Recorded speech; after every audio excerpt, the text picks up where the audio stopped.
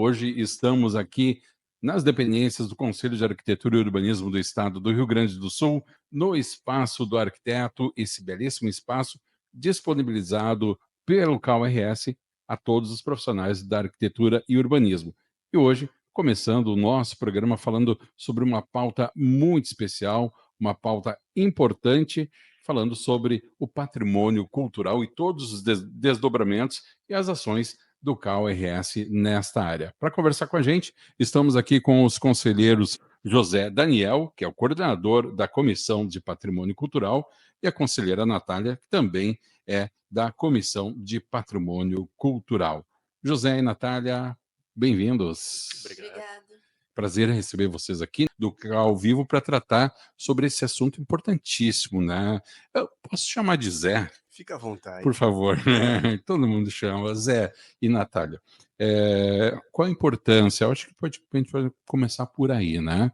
Do reconhecimento do patrimônio cultural, esse grande guarda-chuva que abriga tantos outros patrimônios, e também da diferenciação do patrimônio do cultural material e imaterial. Eu vou fazer um paralelo. Qual é a importância da memória? O que pode representar a memória? Uhum. Né? Muitas vezes, uma referência material, um patrimônio cultural edificado, né? Ele tem a possibilidade de remeter a reflexões sobre uma memória. Uhum. Né? Então, nesse sentido, num primeiro momento, essa criação social tem esse poder. Mas é muito importante que se compreenda exatamente o que ela representa, Uhum. e aquilo que também não foi representado num conjunto oficialmente reconhecido pelo ente público. Uhum. Que tem uma importância vital, né? Vital. Talvez a história não contada seja também, né, muito maior que a história contada, algumas situações, né? A história, ela tem as suas faces, Uhum. os seus narradores. Exato. E as suas ausências. Perfeito, perfeito. Natália, e aí? E em contraponto ao que o Zé fala, né? Quando a gente lembra de memória, a gente e parte de um princípio de que histórias não foram contadas, né? Especialmente as que não foram contadas, hoje a gente consegue resguardar, né? Essa história que ficou, né? Que antes a gente não sabia, mas que hoje está aqui, né? A gente, principalmente quando a gente está falando sobre populações marginalizadas, né? Populações negras e indígenas que têm uma memória, né? Tem um uso da cidade e tem se usado a cidade há muitos anos, mas que a gente percebe que essas identificações têm sido feitas muito recentemente. E por isso que o patrimônio, não só o edificado, o material, mas também o imaterial, ele precisa ser resguardado, para que essa memória esteja sempre viva, né? Isso nos leva a uma outra reflexão, né? Nos leva a imaginar o tamanho desse manancial cultural que nós temos, que, de certa forma, não foi descoberto, embora exista, e só não foi trazido à luz do conhecimento de todos. Né? Se a gente falar de patrimônio cultural brasileiro, a gente não pode fugir da questão da diversidade. Boa. Né?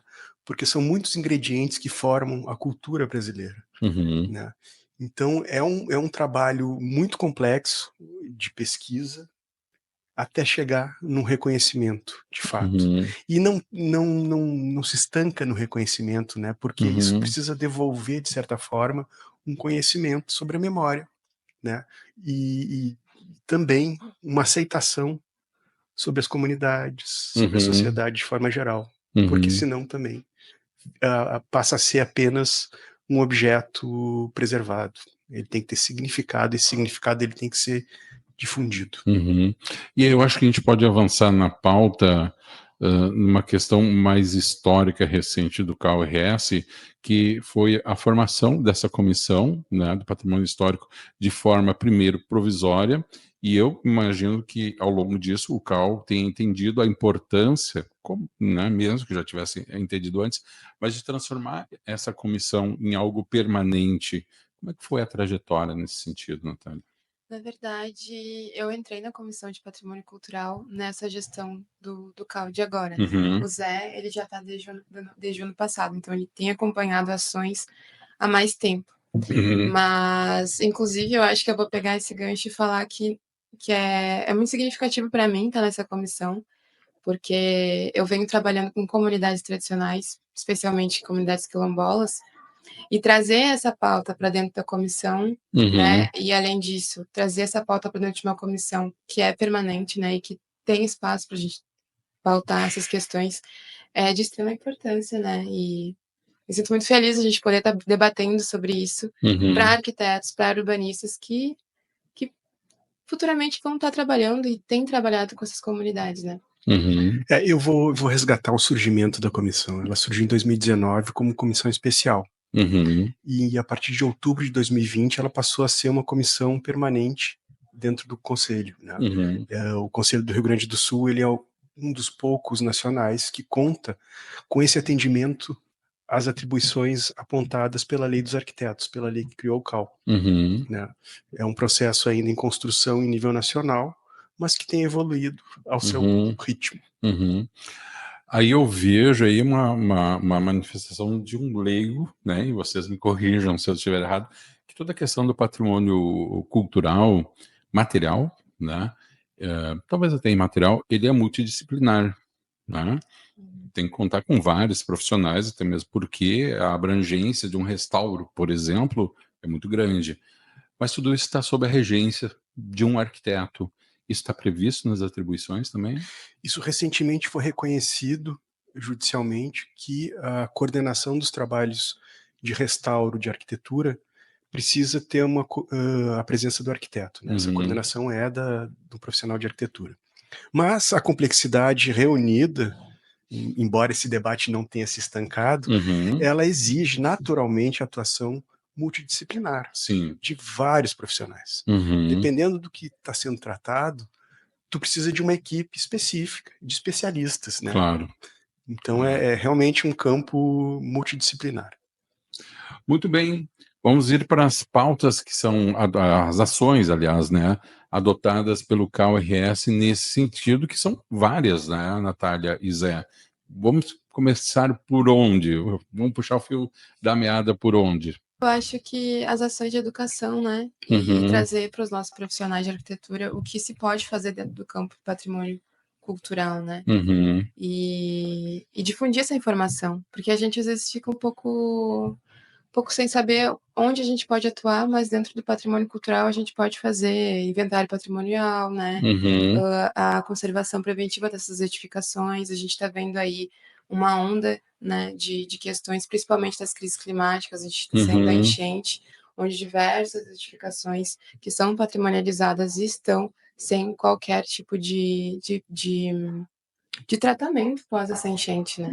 E já fazem meses e a gente ainda não teve um tratamento específico para essas edificações. Então, a educação e essa difusão desse conteúdo vem a partir disso, né? Também. As atribuições da profissão são muitas, é uma lista muito generosa. Sim. Muitos profissionais não conhecem. Então, é o nosso papel divulgar essas possibilidades de atuação. Sabe que eu sempre falo com os profissionais com quem eu converso que o arquiteto, ele tem aquela veia do projeto, mas existem tantas outras habilidades e atribuições que muitas vezes não chegam ou ao conhecimento do profissional que ele pode exercer aquilo dali, ou muitas vezes o profissional não vê naquilo dali uma possibilidade profissional, né? Por exemplo, esse final de semana eu estava conversando com uma arquiteta que estava trabalhando na área de perícias, por causa das enchentes. E ela disse, Alexandre, é maravilhoso no sentido que eu estou exercendo algo que eu nunca imaginei que eu pudesse fazer numa situação dessas. Então, é importantíssimo fazer com que essa informação chegue também aos profissionais, né, Zé? Esse exemplo que tu trouxe é muito interessante, porque a gente normalmente é formado, é treinado para trabalhar com projeções de futuro, né? E agora tu acabou de citar uma atuação que tem a ver com uma ocorrência de uma emergência, uma imposição climática e que precisa do trabalho de arquiteto. Quer dizer, é interessante. E também tem toda uma questão de várias ações voltadas também na área, digamos assim, artística e também em formato quase que um documentário. Por exemplo, vamos pegar o exemplo do edital de fotografia, né? Que é uma das ações do CAL, né? E eu gostaria que vocês falassem a respeito disso, porque o próprio edital de fotografia, ele traz à tona várias outras situações que me perdoem o trocadilho, né? Mas que é da minha idade do Zé vai entender, que são reveladas através da fotografia. Nossa, o edital de fotografia foi uma das partes que eu mais gostei desse ano, assim, porque a gente reformulou o edital, né, e a proposta do edital, assim, incluindo patrimônio material, né? Imaterial. Imaterial. Eu não sei há quanto tempo mais ou menos a gente vai... Foi a terceira edição. É a terceira edição. E claro que só ano que vem, né, porque o calendário vai ser impresso para ano que vem, mas as fotos foram incríveis, assim. E aí, uma das coisas que a gente pensava enquanto a gente fazia o edital é de como trazer as pessoas. Porque é muito do que o Zé falou da memória, né, do patrimônio, o que faz aquilo se tornar. São as pessoas, são as sociabilidades, né? É a memória daquilo ali, daquela edificação, daquele espaço que a gente passa. Então, quando a gente trouxe a pauta desse novo edital, vieram diversas situações, né? De populações às vezes marginalizadas, populações comunidades que a gente não vê enquanto patrimônio também, sabe? O cotidiano que a gente não acaba relatando através de uma fotografia de uma edificação sozinha, isolada, né? Tu imagina o desafio de fotografar o imaterial. Imagino. Foi um frio na barriga quando a gente lançou esse tema, mas felizmente foi muito bom o resultado e tivemos um bom número de inscritos, cerca de 140 inscritos. E o resultado me deixou muito satisfeito, assim. Convido a conhecê-lo assim que for divulgado. E a fotografia, ela tem esse dom, né, de revelar essas situações e também revelar as pessoas invisíveis da cidade, né? Acho que tem muito disso, né? Aquilo que o olhar do grande público não vê.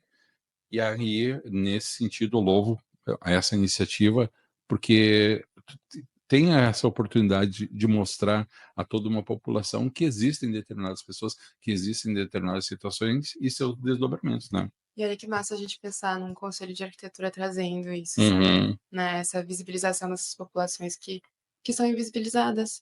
E não só as que são invisibilizadas, mas aquelas que não são tão reconhecidas como a gente espera, né? O reconhecimento dessa população que não está presente no nosso dia a dia, no nosso cotidiano, que são comunidades do interior, por exemplo, que a gente não vê e que a gente... aprendi muito também, né, dentro da concepção desse edital, quando a gente fala sobre religiosidade e as diversas ramificações que a religião traz, né, isso é fotografado também como patrimônio material. E é muito importante, né, especial tu poder tratar isso dentro de um conselho de arquitetura e urbanismo. Acho que... se tu for imaginar que a arquitetura nunca se desassociou da sociedade, é fundamental, né? Porque a arquitetura se transforma através da sociedade e, por outro, óbvio, ela também transforma a sociedade. É uma simbiose nisso. A partir do momento que tu não tem o reconhecimento a determinada camada da população, tu não está contando a história da forma como ela deve ser, né? A gente fala arquitetura para todo mundo, né? O saber fazer, a expressão da cultura, ela tem um espaço. E ela ocorre ou no espaço público, urbano, ou no espaço arquitetônico, né? Então, é fundamental iniciativas como essa, eu penso, sabe? Para a gente poder conversar de forma atender os anseios contemporâneos. E até quando a gente vai falar sobre patrimônio edificado, né? Aquela edificação que está patrimonializada. De onde é que vem, né? Daí falando do edital novamente. De onde é que vem a inserção das pessoas nessa edificação? Como que ocorre? Como que é o tratamento dessa população com essa edificação? Era isso que a gente queria captar também. Não só o material, mas como que acontece essa sociabilidade do patrimônio edificado também. Que a gente tem. E aí é engraçado também pensar que o que a gente vive na cidade durante o dia, falando do centro histórico, por exemplo, tem vários bens patrimonializados. O que a gente vê durante o dia não é o mesmo que a gente vê durante a noite, e a população que vai acessar essas edificações durante o dia provavelmente não são as mesmas que são à noite, né? Então a gente vê diversas ramificações de uso dessas edificações, desse patrimônio também, né? Fica o convite para conhecer as fotografias premiadas nas redes do CAL. Já estão disponíveis. Estão disponíveis. Instagram e no site do CAL. Dá uma conferida, uma boa dica. Uma curiosidade minha, como é que ficou a questão do patrimônio mais edificado, né, o patrimônio histórico, no período pós-enchente? Houve muito dano, houve muita perda? Olha, essa região que a Natália falou agora foi muito atingida. O centro histórico. Quarto Distrito também, Quarto né? Distrito, Praia de Belas, né? As cidades do Vale do Taquari. Sim. Tem diversas situações que a gente está atuando desde 2018, praticamente, que foram muito atingidas e que, surpreendentemente, resistiram. Outros casos, não, né? Mas, em especial, eu tenho 2 casos para comentar aqui, que é a Cervejaria Polar e a edificação da Esmove, que não são bens reconhecidos, são bens em disputa para o reconhecimento e que tem a atuação do CAL como um assistente, né, que justifique essa postura. Agora, seguem de pé. Ganham mais uma camada de significado após a enchente. Sim, isso é interessante de se notar, né? Porque, evidentemente, houveram as perdas e foram severas, né? Mas o que se resistiu recebeu essa camada histórica, né? De ter sido atingido por uma enchente, ter, de uma certa forma, sobrevivido a isso, e agora isso se incorpora à história do imóvel. É curioso caminhar pelo mercado público, que tem aquelas plaquinhas demarcando a enchente de 41 e uma marca de 2024, 2 palmos para cima. Sim. Uma bela fotografia. Sim. Gente, pessoal que está nos acompanhando aqui, nós estamos aqui com um monitor aqui, estamos passando algumas imagens e a gente até vai comentar aqui para você entender. Caso você não esteja conseguindo visualizar completamente, a gente faz aqui uma explanação do que são essas imagens, né? Então aqui a gente tem um slide falando sobre eu posso fazer, que entra justamente nessa questão da atribuição do arquiteto. Muitas vezes ele não conhece o que ele pode ser feito, né? E esses posts, eles são feitos de forma recorrente nas redes sociais do CAL também. É uma campanha. É uma campanha. Então, para você que não segue ainda o CAL no Instagram, principalmente, já aproveita agora, já começa a seguir o CAL RS Oficial, @CalRS Oficial. Ao longo de 2024, nós realizamos os Rumos da Arquitetura em cidades do interior e de Porto Alegre também, né? Foram realizados oficinas, debates e palestras nas cidades de Capão da Canoa, Porto Alegre, Pelotas e recentemente em Passo Fundo, essa última semana. Nós tivemos um alcance muito interessante regional dos profissionais.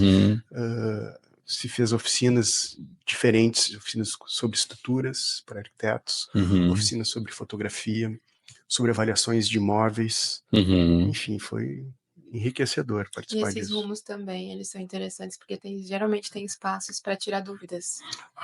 Perfeito. E esses espaços de tirar dúvidas, eles são ótimos porque a gente tem muitas dúvidas sobre, não só sobre atribuições, mas sobre como burocratizações do CAL, né, questões assim. Como preencher um registro de responsabilidade técnica, né, questões referentes à atuação da pessoa física, da pessoa jurídica.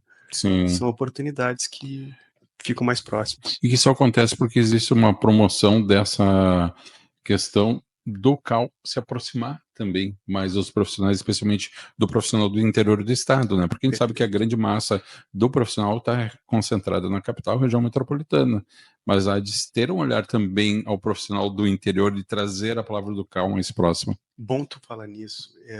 Essa é uma meta dessa gestão, de melhorar a atuação do Conselho no interior do estado, porque é um ponto de dificuldade, né? Sim. A sede está na capital Porto Alegre, mas embora tenham profissionais ao longo de todo o estado, né, em número menor, às vezes, existem muitas obras que precisam de fiscalização, precisam de orientação, e nesse sentido a interiorização é fundamental. Aumentar essa capilaridade, né, é fundamental. Precisamos falar para todos. Muito bem, então temos aqui rumos. Quais são as cidades que foram atendidas até o momento? Capão da Canoa, Capão, Litoral, Porto Alegre, certo, Pelotas e Passo Fundo. essa última semana. Interessante, legal. E aí se criam debates lá? Sim, em especial em Porto Alegre teve uma série de debates, entre eles, para não fugir do campo que a gente está falando hoje aqui, sobre os interesses difusos do patrimônio cultural, né, que é um conceito que sustenta toda a normativa do campo, né, todas as leis do campo em nível nacional. Esses interesses, eles dizem respeito, então, não a grupos ou a sujeitos pré-estabelecidos, mas aquilo que é de interesse de todos. Sim. Então, nesse sentido, a gente promoveu um debate bastante interessante com o pessoal do Ministério Público, né? Tivemos 2 promotores e foi muito rico. E não só os debates, né, como o Zé falou, que são importantes e tal, como medidas orientativas também, né? Geralmente esses rumos, esses eventos, eles têm caminhadas do patrimônio. Então, teve uma caminhada do patrimônio cultural em Porto Alegre, Pelotas, né? Capão da Canoa teve também. E é interessante pensar que essas caminhadas, elas sempre trazem bastante pessoas, e não só profissionais da arquitetura, mas pessoas da comunidade local também. E nesse sentido que tu fala, Natália, sabe que eu noto, assim, que a população, de uma maneira geral, ela tem sede de conhecer a sua cidade, né? É impressionante isso, né? Porque muitas vezes as pessoas passam naquela rotina do dia a dia, não param para olhar determinado prédio histórico, não notam a transformação da cidade, e quando tem uma perspectiva do olhar do ser humano né, na sua escala, e tu tem um conhecimento a teu dispor para esclarecimento, né, da história, das motivações, existe um público muito, né, querendo saber dessas coisas. Né? Bom, é interessante essa abordagem que tu trazes, porque história não é necessariamente a mesma coisa que o patrimônio, né? Agora, quando é que a gente consegue sensibilizar, que a gente nota que há uma sensibilização? Quando há um conhecimento histórico sobre o objeto. Sim. Né? Isso muda a visão sobre a edificação, no caso. Né? E isso é o que falta difundir muito o conhecimento dos porquês, da justificativa que leva à preservação. Sim. Porque senão as pessoas não se identificam e fica mais complicada, né, pleitear. Aquela questão do pertencimento, né? Até quando a gente vai pensar em... Eu adoro visita guiada. Sempre que tem a oportunidade de ter uma visita guiada, não só como caminhada, mas também em museus, visitas de museus, quando a gente vai acessar algumas exposições. Quando tem uma pessoa dando significado para aquilo que a gente está vendo, é diferente. Adquire uma outra dimensão do saber, adquire né? uma outra dimensão do saber, né? E tu acessa, tu busca ali na tua memória, de alguma forma, aquilo que a pessoa está falando, mesmo que tu não tenha vivido aquilo, né? Sim. Bom, pegando o gancho a respeito de caminhadas, aconteceu agora no último dia 30 de novembro uma caminhada que o CAU apoiou, né?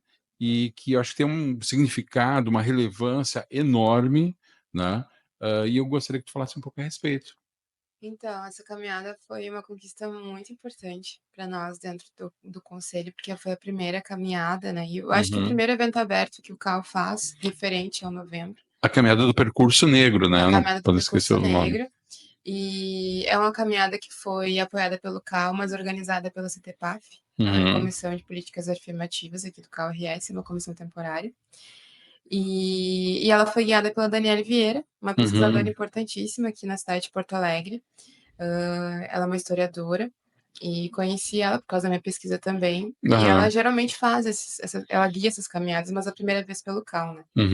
E é importante dizer que a pesquisa dela é relevantíssima porque ela fez um mapeamento de territórios negros de 1800 a 1970.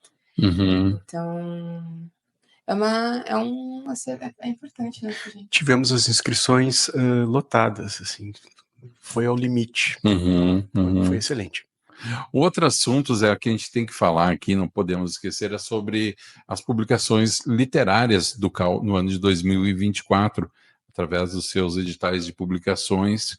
Muito conteúdo foi gerado, né? Sim, nós tivemos 5 publicações em 2024, né? Uma em memória a Edgar Greff, que foi organizada pelo professor Paulo Bick, né? Foi uma publicação que estava sendo aguardada durante muito tempo, e saiu finalmente, né? Tá tendo bastante interesse em nível nacional, inclusive. Nós tivemos uma outra publicação referente ao Nenhuma Casa Sem Banheiro. Ah, sim, Né? sim. Tem essa campanha que parte da lei de Atias e que tem um papel importante nos últimos anos no estado do Rio Grande do Sul. E que o CAL tem desenvolvido isso já há bastante tempo. Sim, também, né? Nós temos uma gerência só para atuar nesse campo, que é importantíssima. Assim, sim. Faz um trabalho belíssimo, assim, é uma coisa que dá orgulho. Só deixa eu abrir um parênteses, né? Dá orgulho, mas também é triste de saber que existem tantas residências em condições ainda subhumanas, né? Verdade. A gente não imagina, né? Não. E assim, até a capacidade de atendimento ela é limitada. Claro. É um exemplo do que é possível fazer. Sim. Né? Mas está longe de resolver o problema. Sim, infelizmente, né? E aí só um gancho, como a gente está falando de questões de banheiro, né, e infraestrutura básica para uma residência, há pouco tempo atrás eu fui numa palestra sobre isso, sobre assistência técnica de arquitetura e urbanismo. E não sabia desse dado, não vou lembrar dele agora, mas pessoas ficam doentes por causa dessas casas sem infraestrutura básica. Sim. Inclusive crianças, a gente vê muitos problemas respiratórios, principalmente, né? Por causa de uma casa que não tenha. Então, e aí ela falou, essa palestrante, sobre inclusive um ciclo vicioso de crianças que vão para o hospital por problemas respiratórios, porque tem uma casa que não tem, né, infraestrutura básica, é curada no hospital, volta para casa e fica doente de novo. E assim, esse ciclo é continuado infinitamente. A arquitetura faz parte do processo de saúde humano, né? Ele influencia diretamente. Sim. Nesse sentido, as secretarias de saúde deveriam contar com a presença de arquitetos. Lógico, né, lógico. Para orientar. Aí a gente está deixando de falar somente do indivíduo para falar de um caso de saúde pública. Perfeito. Né? Esse caso de saúde pública. Além desses 2 livros, que mais nós tivemos em 2024, Zé? Nós tivemos um livro sobre a divisão de obras de Porto Alegre e a atuação do Cristiano Delepin. Entre os anos de 1923 e 1953, uma documentação super interessante, né, de autoria da Thaisa Festugato. Nós tivemos uma outra publicação que para mim foi incrível, que trata do tijolo armado, né, as obras do Alberto Brizolara, essa técnica tão interessante de cobertura que está ficando para trás no tempo, né? Porque hoje em dia pouquíssimas pessoas são capazes de executar esse tipo de solução, e tem um apelo estético, enfim, é interessantíssimo. Sim. E também tivemos uma obra do professor Günther Weimer sobre arquitetura luz brasileira popular, né? Mais uma obra do professor Günther que segue produzindo de forma incrível. Isso que tu levantou, a questão dessa técnica tem se perdido ao longo do tempo, né? Também ocorre muito, né, não chega a criar um problema para o patrimônio cultural histórico, né, do bem material, a falta de profissionais que consigam dar um nível adequado ao restauro, não em virtude da sua capacidade, mas em virtude, muitas vezes, de materiais que não existem, ou pessoas especializadas naquele tipo de técnica? Sim, no caso do tijolo armado, vou pegar o exemplo da SEASA, que é uma área gigante com esse tipo de solução. Sim. Né, no momento que essa técnica estava sendo explorada ao seu limite, com formas mais ousadas, e que hoje tem uma necessidade de manutenção e uma grande dificuldade de atendimento de profissionais, né, seja na execução, seja no próprio definição de um projeto de restauro. Sim. É uma dificuldade real. Muito bem, o que mais nós temos? Então, estamos daqui a pouquinho indo para o final, e não podemos esquecer de tópicos e passa muito rápido, passa rápido, meu amigo. Ao concurso nós falamos de fotografia, né, que agora em 2025 tem um olhar, já tinha, né? Já teve agora em 2024 um olhar especial, né, para essa camada social e também para pautas mais identitárias. Vai seguir nessa linha 2025? A gente ainda não definiu o objeto, mas é possível. Um dos pontos possíveis de serem trabalhados, eu não vou abrir agora. Por favor, né? Claro que vai abrir. Nós estamos aqui para isso.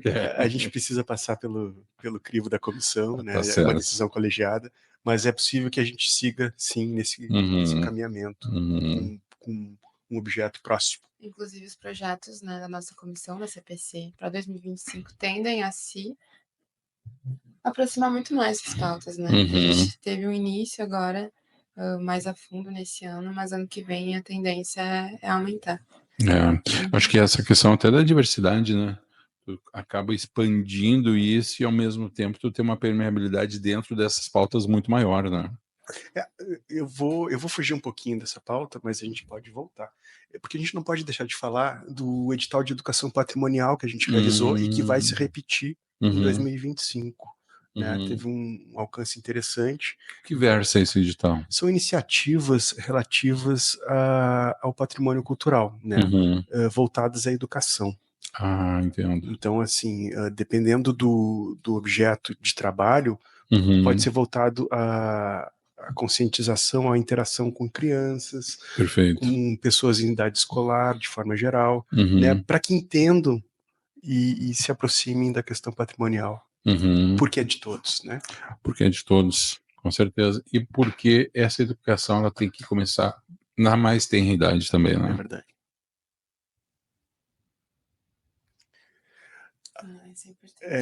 O CAU Rio Grande do Sul tem uma outra iniciativa pioneira, que é o Centro de Memória do CAU Rio Grande do Sul, né, que reúne acervos relacionados a arquitetos e a processos urbanos, né, acervos de entidades, e que tem um reconhecimento super interessante já, e está praticamente no limite da capacidade. Enfim, é um tema interessante de ser trabalhado ainda por outras conversas. Eu encontro plantas históricas aqui? Tu encontra plantas, fotografias, acervos de docentes, né? Tem um material interessantíssimo de ser conhecido. Legal isso, porque existe uma produção, né, nas universidades que muitas vezes não é aproveitada, né? É verdade.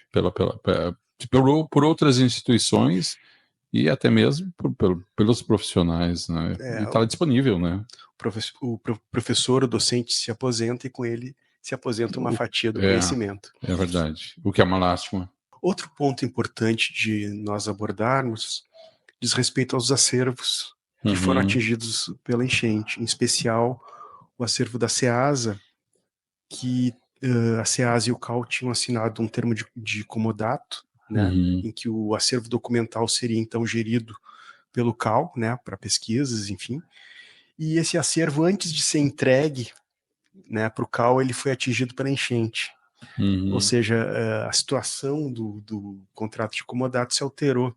E agora está sendo revisto pelo setor jurídico e, infelizmente, parte desse acervo foi perdido. Ficou embaixo d'água durante 30 dias. Sim. Um outro acervo importante diz respeito à edificação da SMOV, né? A edificação da SMOV é um outro ponto de debate em nível judicial entre o CAU e a prefeitura, e que estava concentrada nessa edificação uma série de acervos históricos, além de processos de protocolos ativos, né, de profissionais de arquitetura e urbanismo, dentro da edificação, e essa edificação também ficou 30 dias com seu térreo submerso. Os acervos seguem lá sem tratamento, em processo de apodrecimento. Sim, deterioração, né? Então são situações que a gente está enfrentando junto ao centro de acervos.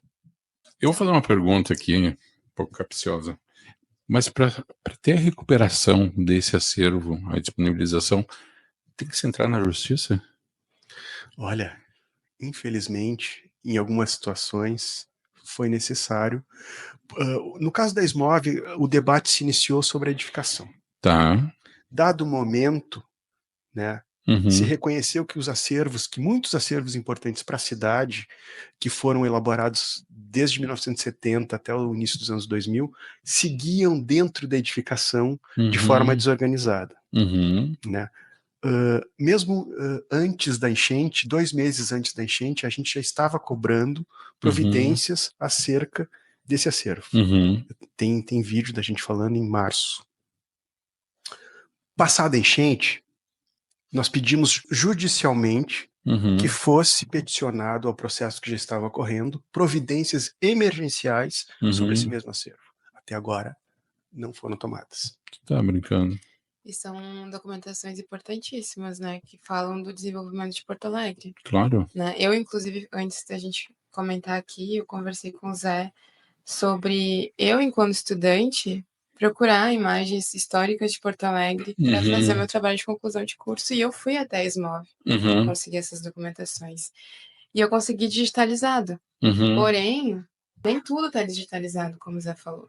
Sim. Então, documentos importantíssimos que não foram digitalizados e que estão lá se deteriorando, né? Tu sabe que uma das coisas que mais me chama a atenção, eu acho que é a mesma documentação que tu está te referindo, diz respeito ao levantamento aerofotogramétrico realizado em Porto Alegre em 1940, né, que gerou as primeiras plantas planetimétricas da cidade. Né? Ou seja, são imagens aéreas da cidade da década de 40. Talvez raras. Raríssimas, únicas, eu diria, e que foram perdidas. Além desse levantamento, existe o levantamento de 1962 e de 81. Que também foram atingidos. Quer dizer, tem toda uma documentação de uma, vou chamar de evolução histórica, que foi atingida e que não se sabe qual é o estado atual. Além de processos ativos, processos que estão vigorando em aprovações, enfim, que ainda são físicos e que foram atingidos. E até agora não tem providência. Uma digitalização mais célere desse material teria evitado muita coisa? Olha, teria pelo menos garantido a informação. Sim. Mas o digital, embora seja a nossa tendência e o que a gente tem que buscar, ele não substitui o documento original. Seria algo paliativo, né? Frente a uma emergência dessas. Né? Num caso de calamidade desses aí. Mas não tem como substituir, né? Não. E agora nós vamos para aqui, Essa é fotografia da esquerda, ela é uma fotografia desse levantamento que eu citei agora de 1940. Ah, sim. Repara que aquela avenida centralizada na imagem, ela é a Avenida Borges de Medeiros. Tá? Mais um pouquinho ao canto esquerdo ali está a Ponte dos Açorianos. Tá? Então, em 1940, a Avenida Borges se interrompia ali. Já nos anos 70, que é a imagem da direita, ela foi estendida sobre o aterro da Praia de Belas e encontrou, então, a Avenida Ipiranga, sim, que é um projeto da década de 30, e fez uma esquina onde exatamente foi construída a SMOV com recursos técnicos e financeiros da prefeitura,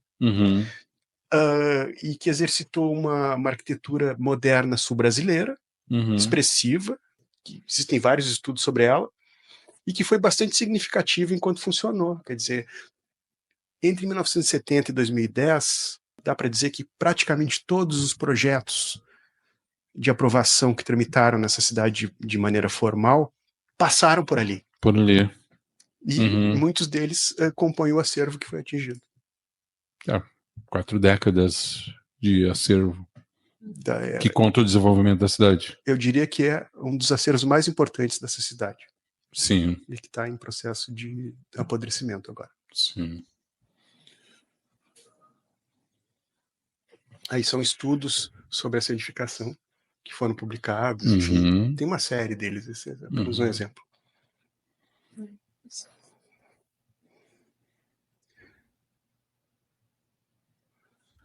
Isso é importante. A notícia, então, da atuação do CAL para reconhecimento, né? Ela teve 2 instâncias, o Ministério Público do Rio Grande do Sul e o Tribunal Regional Federal da 4ª Região. Houve uma apelação? Ou é um trâmite normal? foi concedido uma liminar, né, reconhecendo o valor histórico, interrompendo o processo de leilão que permitiria, então, uma demolição, visto que estava em discussão ainda a importância da edificação. Veja bem, nós não somos contra a venda do imóvel, não é essa a questão, nós somos contra a demolição. Tá? Pela importância que ela reúne. Né? Então, essa decisão ela deve estar seguindo agora para o STF. À direita, nós temos as imagens realizadas mais ou menos 3, 4 semanas da situação dos acervos que estão no térreo ali, completamente apodrecidos. Né? E junto a essa sala, uma situação mais interior ao prédio, estão justamente aqueles mapas históricos que a gente citou há pouco. Eles ainda estão numa situação de aproveitamento? É preciso analisar tecnicamente, mas certamente a situação difícil, é insalubre. Já era antes, né? Sim, imagina. Antes da enchente já era insalubre, então... Só veio agravar o que já existia. Exato. Cervejaria Polar Estrela, tu comentaste antes, né? Que também tem essa questão. É um complexo industrial na cidade de Estrela, que fez parte da própria cidade, da evolução da cidade. Estrela é do final do século XIX e a cervejaria do início do século XX. Se tu caminhar hoje na cidade e perguntar para qualquer pessoa se ela conhece alguém que já trabalhou nesse complexo, ela vai dizer que sim. Porque a cidade ela se desenvolveu em volta desse complexo. Até o início dos anos 2000, em que ela foi vendida para a Ambev, que atuou alguns anos, né, dentro da mesma atividade, e depois encerrou né, a sua atividade nesse complexo. Essa cervejaria foi vendida, então, para o município, por uma empresa, né, e inicialmente tentaram destinar ela para a construção de uma comarca da justiça, em cima do complexo, ou seja, ela ia ser demolida, e passou então se passou então a contestar essa situação, e hoje é um processo judicial em que tende a determinar, há uma tendência a determinar a sua preservação.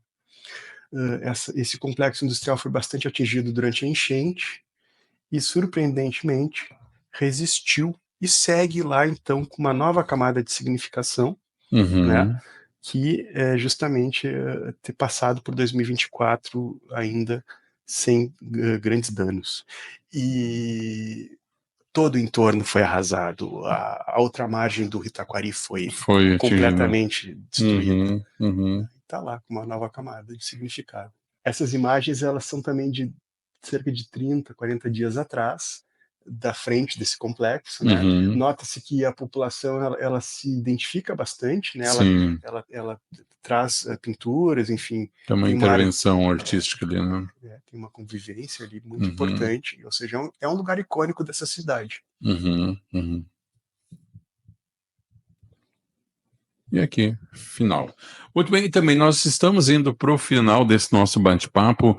Informações adicionais, Zé e Natália, o que a gente pode dizer para o pessoal que assistiu essa nossa estreia do Cal Vivo?